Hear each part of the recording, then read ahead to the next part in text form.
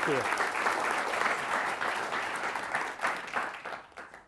Thank you all. I can't believe people actually came and actually listened to me. It wasn't really that long ago, at least in my head. Actually, mathematically, it's almost 20 years since I was in this particular class, but actually in Termin, but that doesn't exist anymore. Taking this class and taking classes from Professor Kosnick. So Stanford has quite a bit of an impact in my career, especially the engineering school, the industrial engineering major, and the professors I work with here at Stanford. I want to give you guys a little bit about my personal background. My belief is that the dots kind of creates a picture eventually, and the personal part of who I am is much more important than the professional part of me. I was born in Taiwan. I lived the first 10 years of my life in Taiwan, and then spent 1 year living in a little island called Guam, where I learned English. So yes, English is my second language. And then I moved to Saratoga, which is really about 15 minutes south of here. So the valley, the Bay Area, this is home to me. Right? I grew up here. Back in the day, when I was growing up, I was as geeky as you can get. Right? So me and my friends would kind of ride our bikes up and down De Anza and Stevens Creek, kind of collecting computer parts and kind of building our own computers. Back then, computers were kind of a hobby, right? And today, as we sit here today, you can't really separate the business of what the computer industry or technology industry really is from kind of the passion for it. And one of the things I always want myself to remember was back then, before what a dollar was, what EBITDA was, what growth rate was, I cared about how fast my computer were and all the programs I was downloading and how fun it was to kind of hack at this little box that I was building.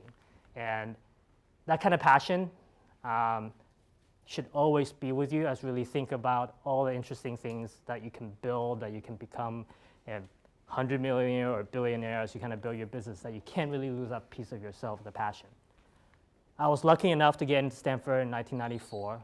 I was an industrial engineering major. I graduated in 1998. Not a lot of you guys obviously remember what it was in 1998, but 1998 was the beginning of a really, really crazy period in the dot-com history. I know a lot of you sit here and think about, wow, there must be a bubble outside.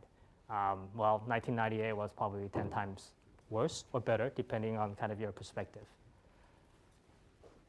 When I was invited to speak at this class, the first thing I did was I went online and looked at all the videos, right? Because I was like, what am I really going to talk about?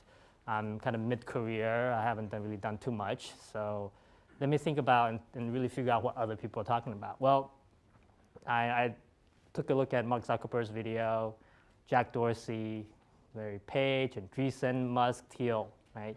And then I started feeling really, really tiny. I was like, uh-oh, right? These guys are outliers, right? If you look at the history of their career, the first or second startup, they hit a gigantic home run. I haven't hit that home run yet, and I tried multiple times. So what am I versus what are these guys? And well, I call them outliers. As an industrial engineering major, I like to distill everything down to math, so I'll put up a normal curve, right? All of you guys here, like I know the acceptance rate now for Stanford is like around 6%, right? And assuming some sort of kind of self-selection into that pool, I'll say that whatever you think the x-axis might be, you guys are essentially between 2 to 3 standard deviations from the mean, right? So the top kind of 2 to 0.1% of quote unquote the general population.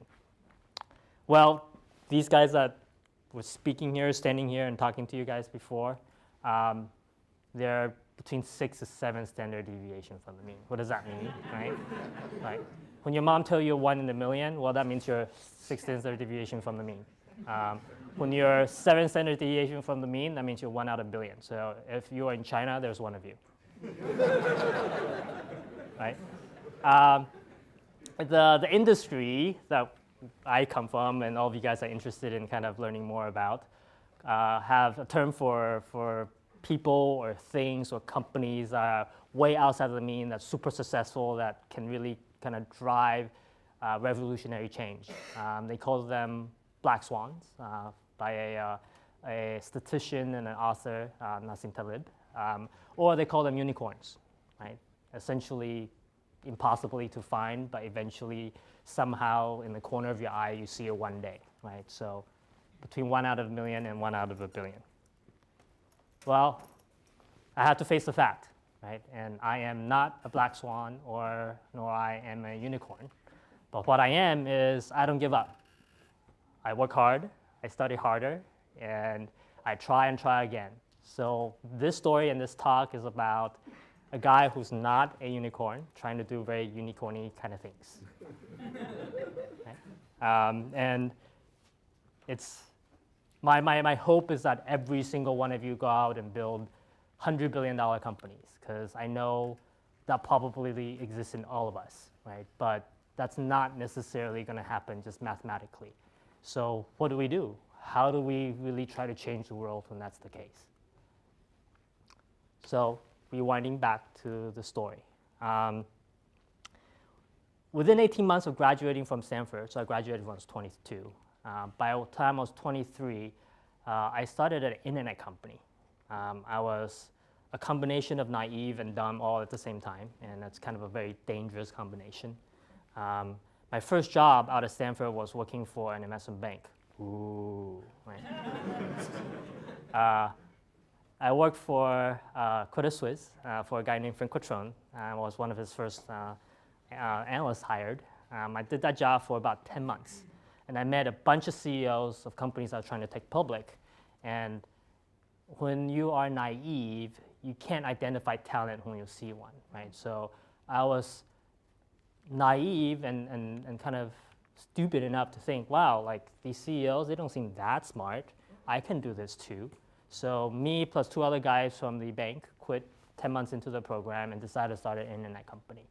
1998 was a great time to start an internet company. I had a deck, and I was a banker, so my deck was really, really beautiful. Okay?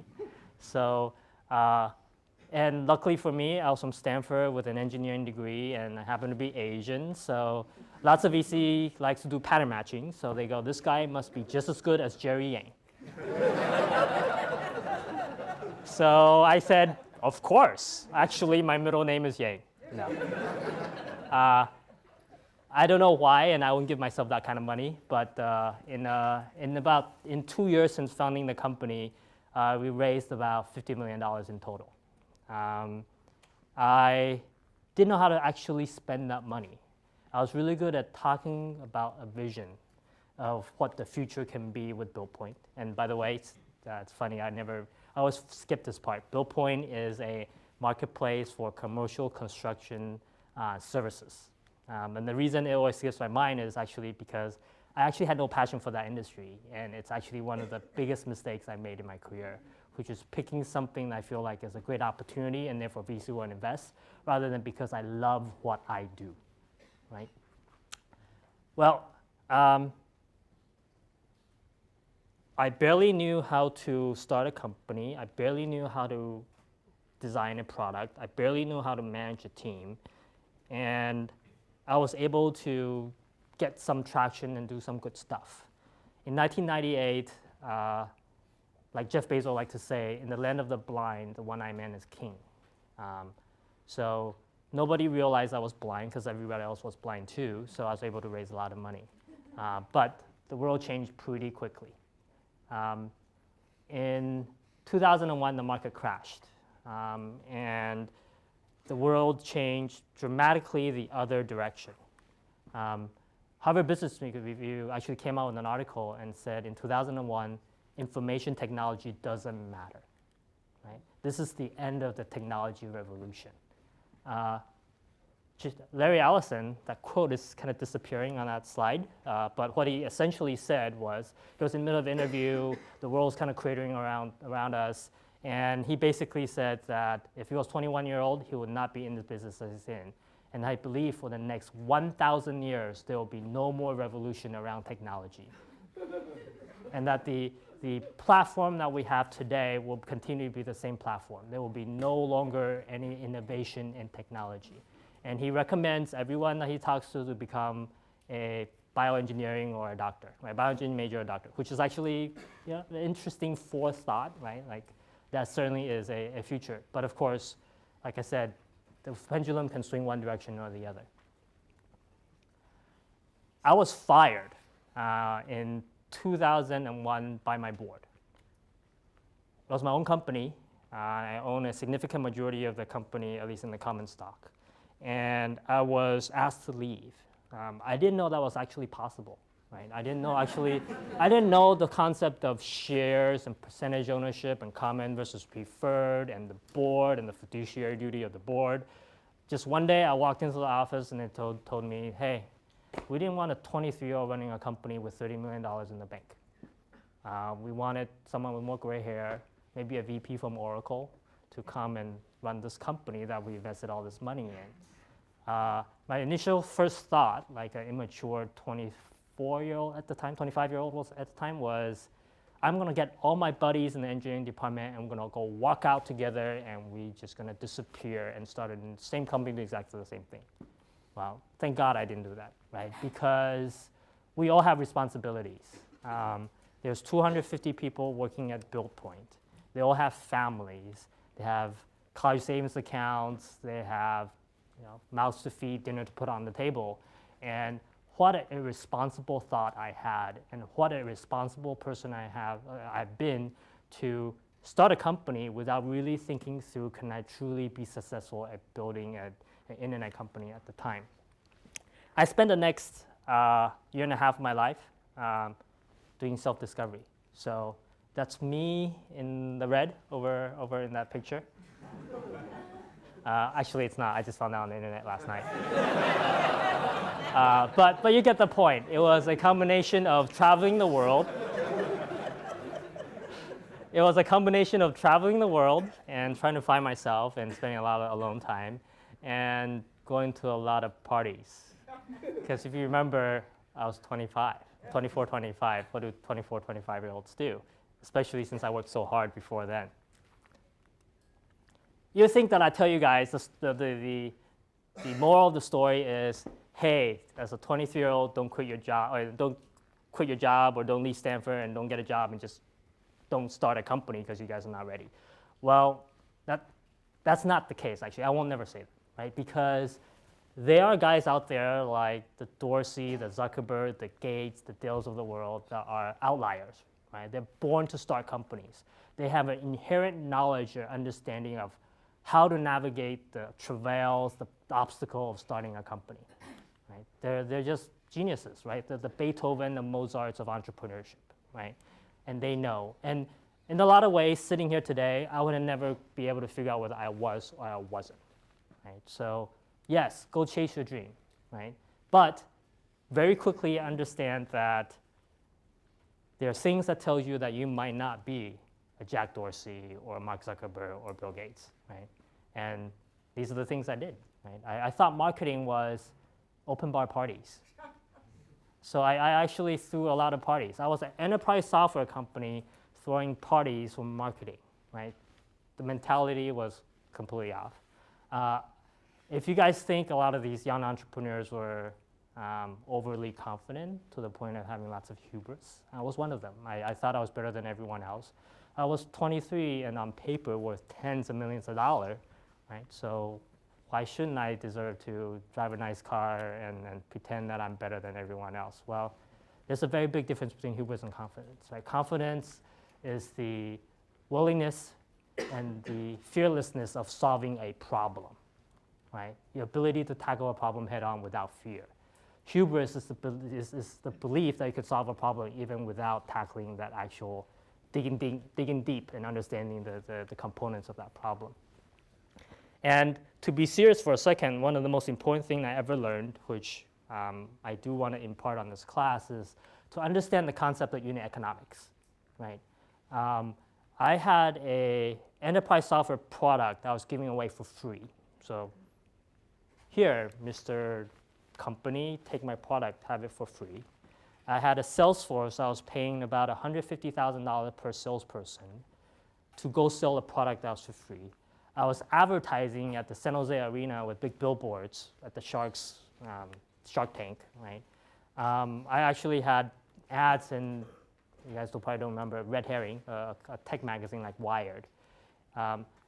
The customer segment, the go-to-market strategy, the product itself, the component economics of how you become profitable was completely misaligned, right? So if there's one thing you learn is to really understand how you're going to market and what the unit economics of that, and can you be profitable on a per acquisition basis. So back to my life. After some self-discovery, I decided that I'm not a unicorn.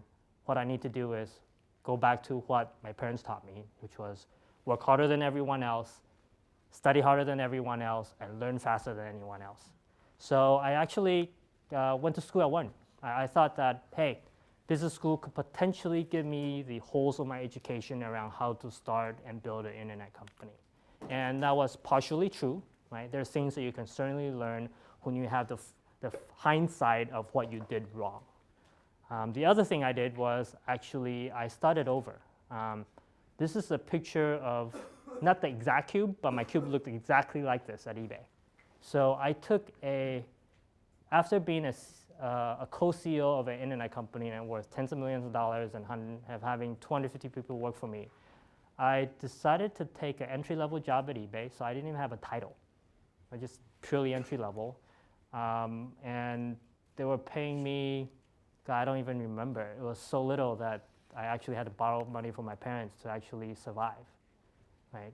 And the rationale there was, it wasn't really about the title or my pay or the ability to go to a cocktail party and give someone a business card that says I'm the VP of blah, right?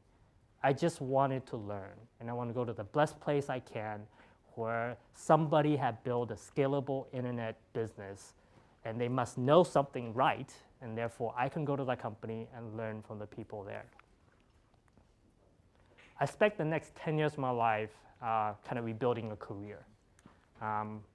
One of the goals I had was to go to the multiple stages of an internet company or a technology company, whether that is new venture, which I've done at my own company, Series A, growth, IPO, and Fortune 100. I was lucky enough to eventually ended up being a very senior person at a very large technology company called AT&T, and we like to joke that it's the Death Star. So, spending 10 years kind of climbing the corporate ladder is not what I would consider a very entrepreneurial thing to do from the superficial perspective. But if you understand your objective, the things that you're going to accomplish, it's actually a very enlightening experience. And I'll tell you why.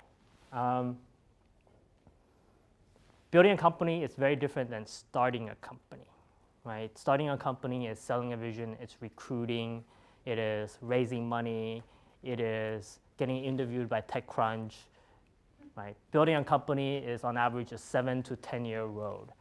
It is hiring and firing.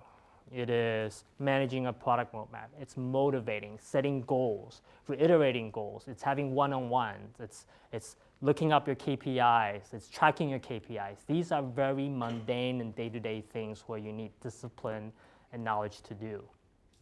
And what I did in those 10 years was to really accumulate skills and experiences and not titles, right? And I view that as a very important thing to do. And then one of the most important thing that happened in my career was the realization that networking is actually not about networking. It's about accumulating trust from others. One of the great examples I like to give is at AT&T, I was hired to kind of build a division, a new business unit for AT&T.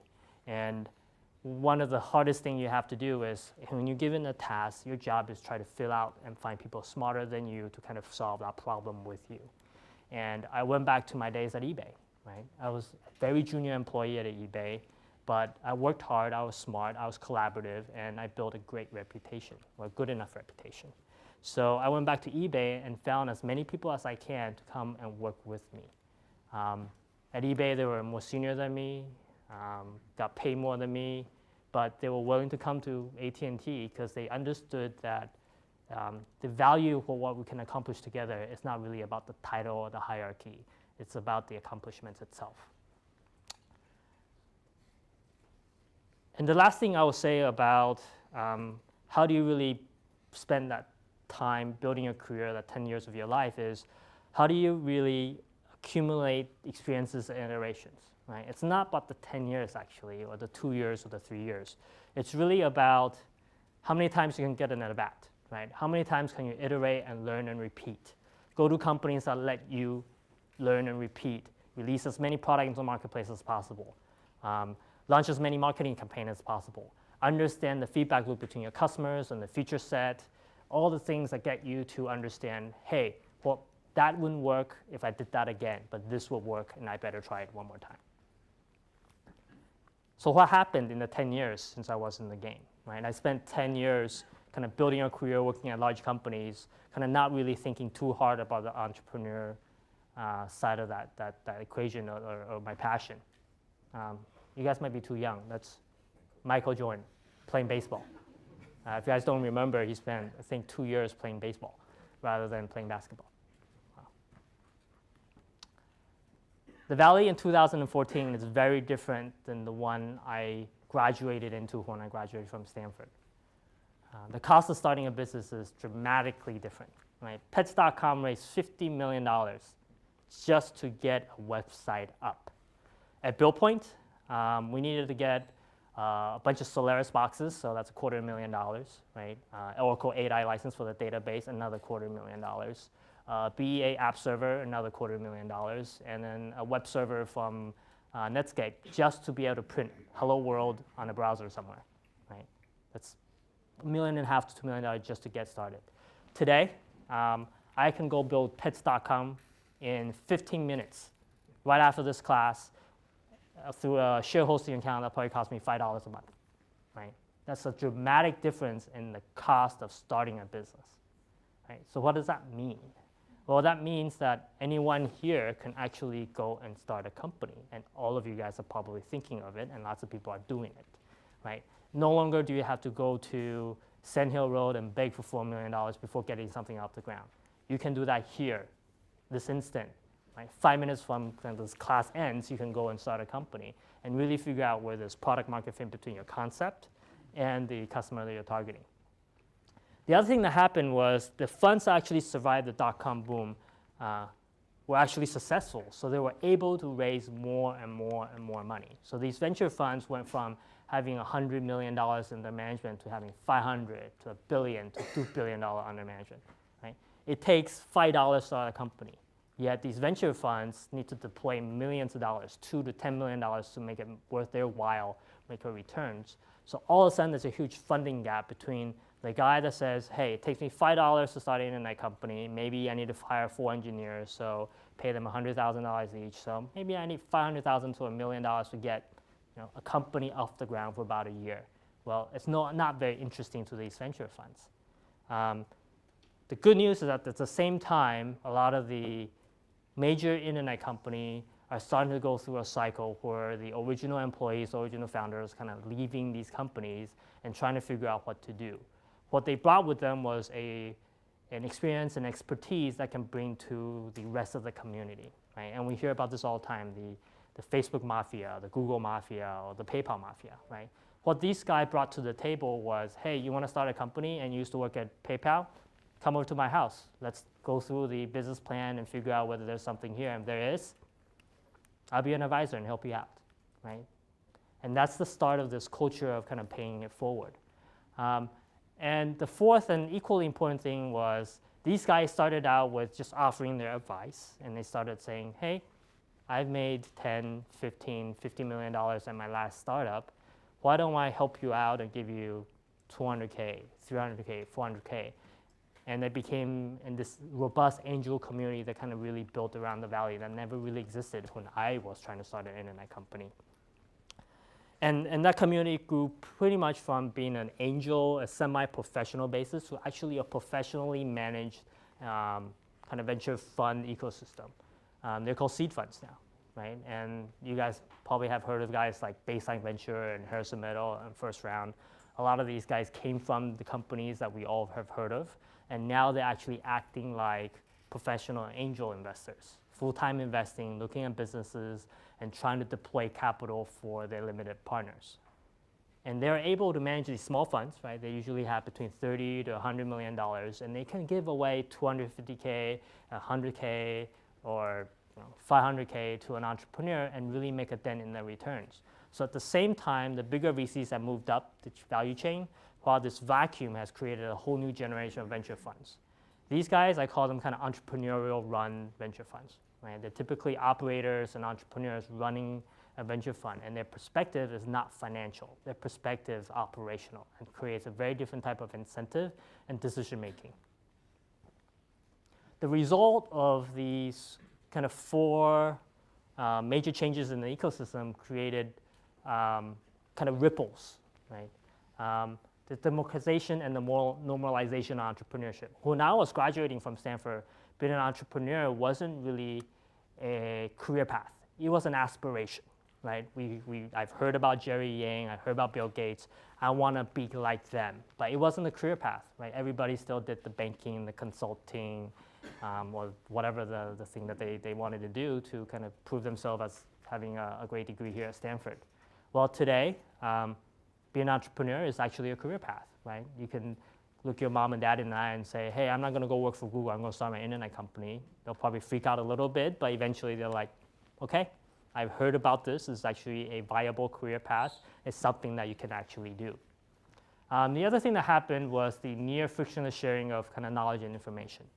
The blogs, the fact that everybody is involved in this community, the pace of conversation, they all created this environment where information is almost free, right? In the sense that a reputation of a VC or how a company started getting scale, all those things are now you can actually learn about, right? In 1999, if I want to figure out what's the secret sauce for some other internet company, I got to beat my way to that CEO's door and really beg them for that information.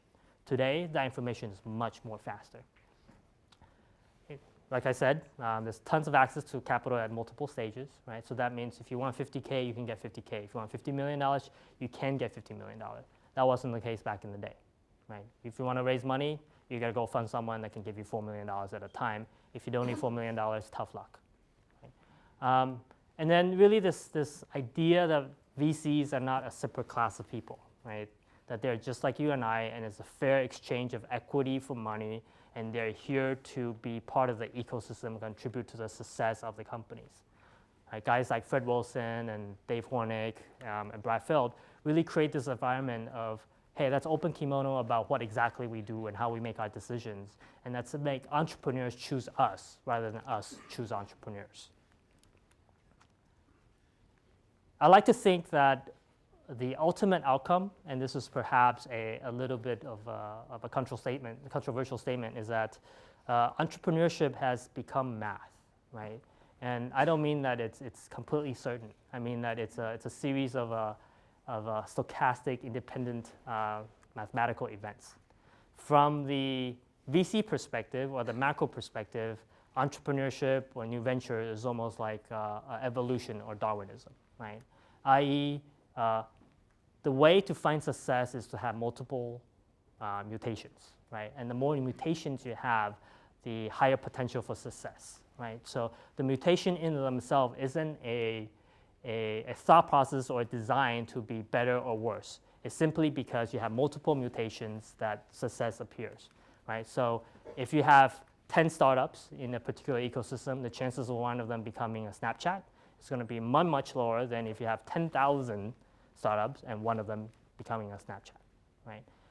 The reverse of that, which is actually more important for all you guys in this room, is that now you can view entrepreneurship like a baseball game, right? And I have Pete Rose up there, not because I condone cheating or gambling. I don't. Lots of you guys think of him as the lifetime leader in hits in professional baseball. The actually more impressive thing is he's the lifetime leader by almost 20% for at-bats, right? And he doesn't have a significantly above average batting average, right? The reason that he's successful is he got a lot of at-bats, right?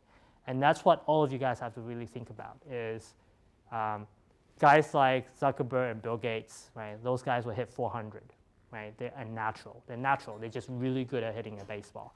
How do you become successful when you're just an average dude who hits 260? Well, the way you'd be successful is you get a lot of at-bats, right? From a VC perspective, right, I make a lot of investment these days and I work with entrepreneurs. I'd much rather bet on an entrepreneur that has 10 at-bats with a low batting average than an entrepreneur with a high average and only a couple at-bats, right? And the reason is because all we really care about is getting a single hit, right? I really don't care about how many times you try to be successful. I care about that eventually that you are. So the speed in which you get those at-bats is important, right? So if you have an idea about a business, how do you iterate fast enough so that you can actually become successful, right? And the number of times that you can actually start new businesses matters as well. So the changes in the ecosystem have created an environment where you actually don't have to be a unicorn or actually spend 10 years like I did relearning the muscle memories of how to build a great company to become a successful entrepreneur, right? I'm not saying that all of you will go out there and build billion-dollar companies if you follow the formula. You are not, right? There's still those huge companies that are reserved for those who are really born with the instinct and the inherent kind of knowledge to do it. I'm saying that we can all do interesting things in our life. We can all change the world. Maybe it's one little niche, maybe it's one little segment, maybe it's not a billion-dollar exit, but we can all make a difference if we really think about our lives as multiple at-bats, really leverage the community and the resources that's really around us. I do want to switch gear a little bit and talk about what I'm actually doing in LA. I moved in LA in 2006 for personal reasons. And what Los Angeles is today, or 2 years ago when I started MuckerLab, was what the Bay Area was in 2007, which is really before the advent of seed funds, the democratization of entrepreneurship, of this kind of understanding of entrepreneurship as a playbook rather than this mythical black box. What's interesting about LA is that LA has all the major components of being a great ecosystem. Right? And for me, the most important units of measure or the most important commodity for any community is the number of engineers. Right? Engineers are what fuels the fire to really drive the innovation cycle. And in LA, although none of them are as good as Stanford, there are schools like USC and UCLA and Caltech that are really well-renowned engineering schools kind of producing great talent at building great code. What LA didn't have was this ability to bring all the pieces together to create a petri dish where an environment can really increase the probability of success for entrepreneurs. And that's what MuckerLab is. I wanted to bring LA all the trappings of the ecosystem that we have here, all the benefits, all the people, all the thought process, all the culture, and bring it to LA and really create a way for LA entrepreneur to be successful. How do we level the playing field? We have a big roster of mentors, people that I've worked with again, think about the network, right? Lots of people I work with here in Silicon Valley as mentors for our companies, acting as advisors, people to bounce ideas off, people to kind of keep them in the driving lane as they really kind of careen down kind of this entrepreneurship road. Given my partner and the fact my partner and myself spent a lot of time in the Bay Area, we actually have access to a lot of the same seed funds and the same kind of venture capital funds that LA entrepreneurs traditionally never had access to. And probably, I like to think one of the most important thing is my partners and I work with these entrepreneurs to help them build their businesses. I spent 10 years getting beat up. There's not a lot of replacement for that kind of knowledge. And I can save our entrepreneurs a lot of time and a lot of headache, right? Compress that 10 years into 1 or 2 years of learning within the confines of MuckerLab and help them build their business. At MuckerLab, I like to tell entrepreneurs that you don't have to be a unicorn to build a unicorn, right? And how do I extrapolate to the guys, to all you guys here in this room? And the way that I extrapolate it is accelerators are great, but they're really for people who are kind of lazy, right?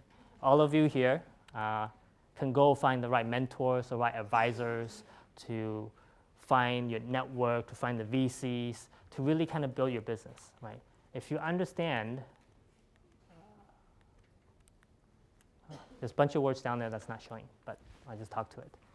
If you understand a few things about being an entrepreneur, you can actually be quite successful without being a unicorn or actually spending 10 years building building a career. Have a really long view, right? The average company is between 7 to 10 years. And that means whether you're really successful today, whether TechCrunch is writing about you today, whether you think you're worth 10 million, 100 million, or even $1 billion, all that can change.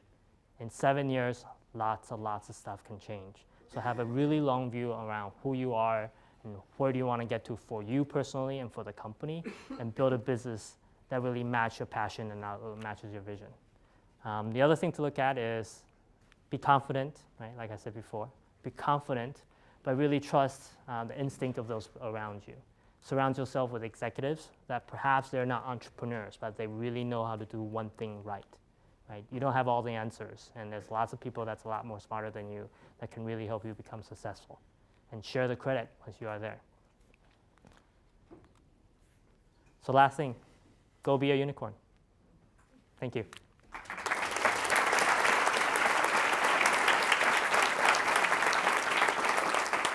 Okay, so now we'll have an opportunity to ask some questions. I'm going to start throwing out the first question to you, and then I hope all of you in the audience will think about type of questions that you would like to ask. So let's imagine that I got accepted into your accelerator. Tell us a little bit about what that experience might be. Sure. How long would I be there? What sort of services would I have? Yep. I've been trying really hard not to kind of market and talk too much about Mucker because not all you guys need us, but I'm happy to talk about it. The MuckerLab program is a 6 to 12 months program. And the reason that there's a huge variable is because we don't believe there's a formula to success. We believe the formula to success is actually the iteration and the experimentation of getting to a product market fit. So a company joins the program, they actually work out of the office, and I insert myself as part of the management team, my partners and I, and we actually help our companies build the product, take it to market, test different go-to-market strategies, and try to understand if the dog will eat the dog food. Whether that means lots of people using the site, that means hundreds of $1,000s in revenue or huge engagement metrics, whatever it might be. Our job is to help our companies get to that mythical product market fit, and then at the end of that process, help them fundraise with venture capitalists. Great. Questions? Are there particular sectors you focus on, and why, and does your location in LA have to do anything with the kinds of sectors that you look at? Because LA has a different business mix than we have. Obviously. So the answer is yes. The foundational way that we look at companies is, can my partners and I add value to that entrepreneur? We look at the delta between when they join the program and the projected delta when they leave the program. Can we add enough value for that company to feel like they got enough value working with us? Right? And given that type of thought process, it generally means that if I don't have a personal experience in that sector, it actually doesn't make sense for us to work with that company, even if I believe that's a billion-dollar company waiting to happen, right? Because again, it's a cottage industry. I want to work on something I'm passionate about, that the entrepreneur is actually passionate about, and I can actually add value. The good news is that my partner and I have a little bit of a career ADD, so we have done quite a lot of different things when it comes to the landscape of internet industries and segments. So that means things like e-commerce, marketplaces, SaaS, security, content and media in LA. These are all the things that we have experiences running, and we know how to build those businesses. Great. Questions? Yes. Could you talk to us more about your experience at AT&T Interactive? In such a large company, it must have been difficult to get things moving, to get support and maintain support for your initiatives. How did you do it? Ironically, the ability to sell and recruit was the most important part of being successful at a very, very large company. At a company like AT&T, where there's multiple stakeholders, where there's maybe about 500 people at my same level, the key to success is to actually gain allies. And the way that you build allies is to understand people's motivations. And we like here to think that big companies are not innovative and they're slow and they're like dinosaurs and they're people that like to play politics. Well, that's actually not completely true, right? We all have one life to live, right? We all want to do interesting things or even great things with our lives. And that means that guy that works at AT&T or that guy that's behind the checkout counter at Safeway to you and I sitting here in this room. Everybody have a motivation that drives them, right? So if you understand their motivation and how they want to be different and how they want to change the world, you can actually help them accomplish that goal. And the same thing at AT&T. If you build enough allies and have enough people that subscribe to your vision, you can get a lot done, right? Because every company needs to grow and everybody wants to be innovative. Great. Yes? Oh, me? Okay, can you please explain why you decided to join the Techstars network and how MuckerLab differs from Techstars? The question is, why did we decide to start join the Techstar network, and how we're different than the other Techstar programs? We wanted a couple things. I think I've never run an accelerator in my whole life, right? I started companies. I worked at different internet companies at different stages. I worked at large telecom companies like AT&T, and I was eating my own dog food, right? Listening to my own medicine, which is if I don't know how to do something, don't be afraid, go do it. But surround yourself with people that actually know what they're doing and get their advice. And what Techstar did was actually provide us with a playbook, a way to kind of jumpstart and really think about how we can add value and run a great accelerator. The second part of the question is why we're different. Be in Los Angeles, where we are in the technology echelon, a second-tier city, where the ecosystem is not robust, where the capital is not as efficient. The way to be successful is actually to be more focused on the outcome, right? So the typical Techstar program will be 3 months, and you go through the program, and they have a very specific cookbook to go through, and once at the end of the program, you go out and fundraise. Our program can literally last 2 years. If you can't find product market fit or whatever your initial ideas doesn't work, you continue to pivot, right? We will not let our entrepreneurs pivot in the wind, right? And that means we will not push them out the door and let them figure it out on their own, right? Our job is to help entrepreneurs, and every entrepreneur's dream deserves the chance to be successful, right? Our job is not to have 80 companies in class and pick the one that, or be lucky enough to pick one that becomes successful. Our job is to be 100% referenceable with every entrepreneur we work with, and that means every entrepreneur, we will work with them until they give up, right? And as long as they're at it, then we will be working with them. Great. Yes? Hi. Not being rude, just curious. Why should I move to Los Angeles if I'm in LA? If I could find better engineers here that would rather work in a garage than work in a cubicle? You shouldn't. You shouldn't, right? The Silicon Valley or the Bay Area or even Palo Alto or Soma is a very unique place. If you are lucky enough to stay here, to be from this area, to pursue your passion here in Silicon Valley, you should stay here. The chance of success here will be infinitely higher than anywhere in the world. But if you happen to have a family in Los Angeles, if you happen to love the sun, if you happen to love the beach, if you happen to just want to be Los Angeles because you have a dream to one day become a great director, go pursue your dreams. And if one day you happen to want to start an internet company and you don't want to move, MuckerLab is a great choice for you, right? We level the playing field, right? But if you're here, then stay. Great. Question? What's the maximum size of the company that you're, let's say, letting in? If the company is profitable, do you accept them to the accelerator? Yeah, because the way we work with the company is also hands-on and so customized, the stages of our companies are actually significantly different than other accelerators. We definitely take companies where it's 3 guys with an idea on a piece of napkin, and we help them get that going. There are times we take companies that's 3 years old. The largest company we've ever taken from the employee perspective is 15. From the fundraising perspective, they already have $1.5 million raised.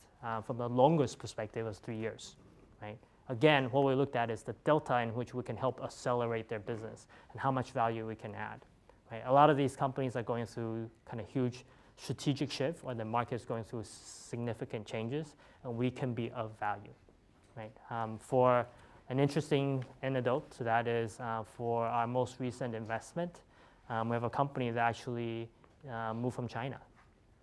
They are a company that's 3 years old.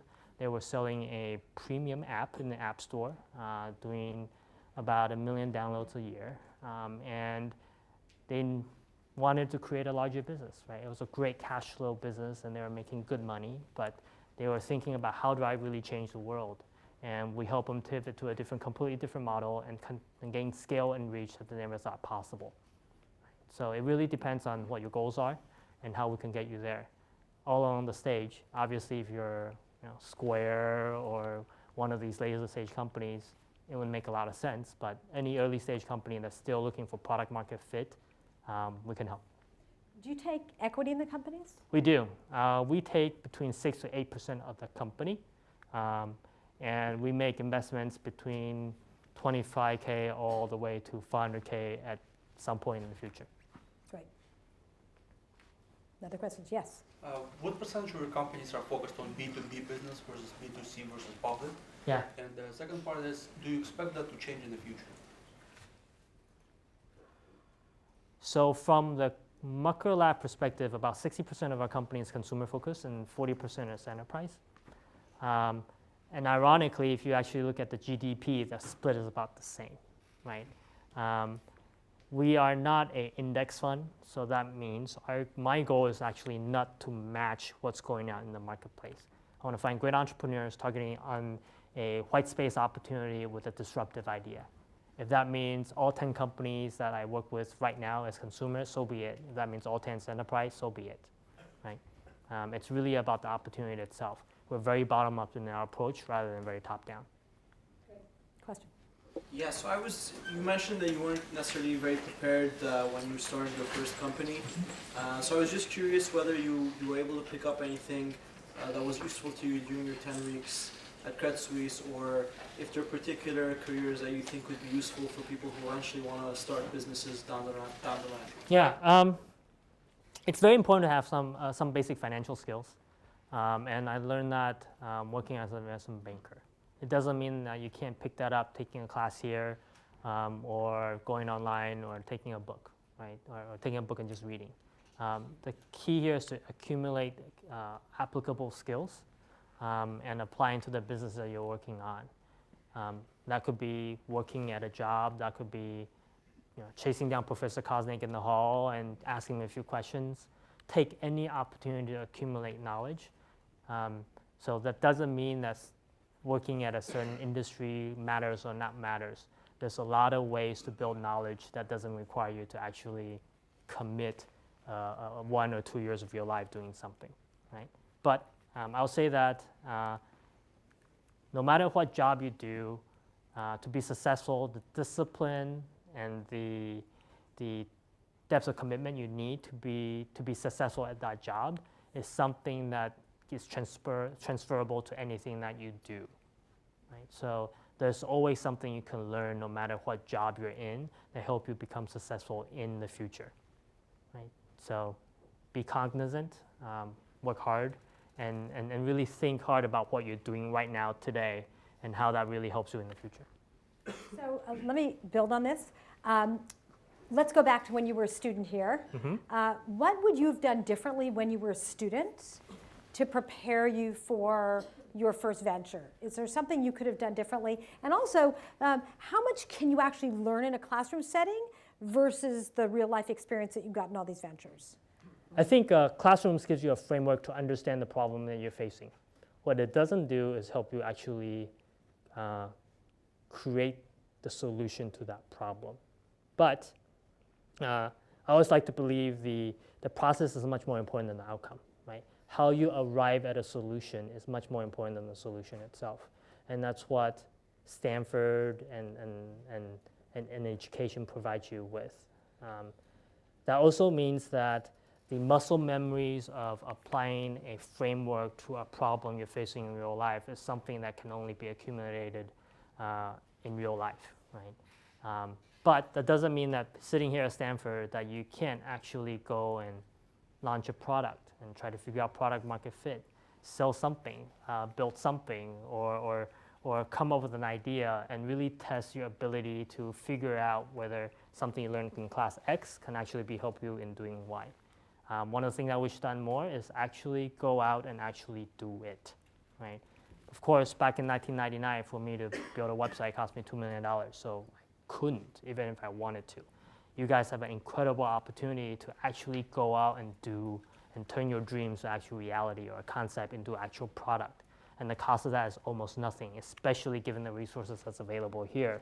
So go take advantage of it, right? I don't believe any of the Stanford workload will so overwhelm you that you can't actually pursue the things that actually drive your passion. So. Great. Question? Yes. You said that you tend to take you take a managing part in the companies and you actually are hands-on managing, which seems to be a little different from a lot of other accelerators. Mm-hmm. What was your reasoning for doing this?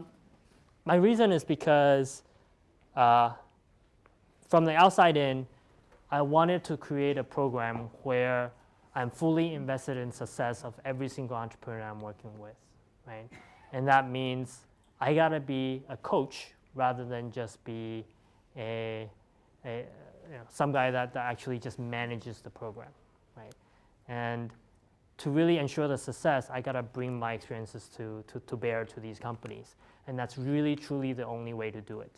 The other reason that the way that we structure the program is because, again, this is Los Angeles, right? So that means the entrepreneurs that we're seeing have great potential for being a great entrepreneur, but they just don't have the muscle memory or the knowledge or the experiences that all of you are lucky to have here by being in Palo Alto, right? So us working with them more hands-on just helps them train them faster to become what we need them to become, which is a certain type of great entrepreneur.